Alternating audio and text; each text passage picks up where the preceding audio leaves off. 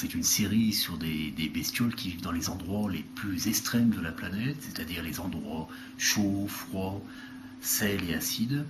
Pour imaginer, ce sont des bestioles qu'on détaille soit très microscopiques comme des virus ou des bactéries, soit un petit peu plus grosses comme le proté qui ressemble à un salamandre, ou alors ce sont des poissons, mais des poissons qui ont des capacités pour résister au sulfure d'hydrogène et qui ont perdu toute leur pigmentation. Ils sont blancs comme du lait.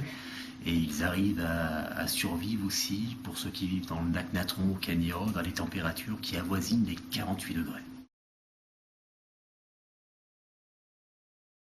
Moi, ce qui m'a plus surpris à travers un petit peu tous les univers, que ce soit du chaud, du froid, du sel ou de l'acide, ou du noir, c'est le tardigrade, parce que c'est une bestiole, quand on la récupère à 30-40 mètres de profondeur dans la glace, et qu'on la remonte à la surface, qu'elle se réchauffe un tout petit peu sous la chaleur des microscopes, et on la voit se réveiller. Et on la voit se réveiller des fois alors qu'elle est en dormance, je dis bien en dormance, depuis 200-300 ans.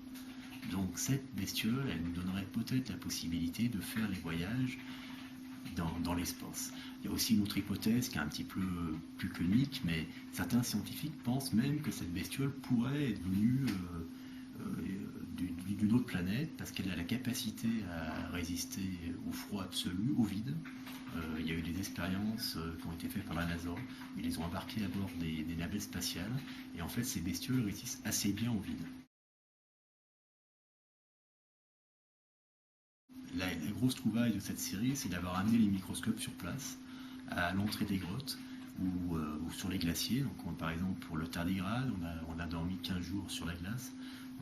On a capturé des espèces et l'avantage, c'est qu'on pouvait tout de suite les filmer vivantes.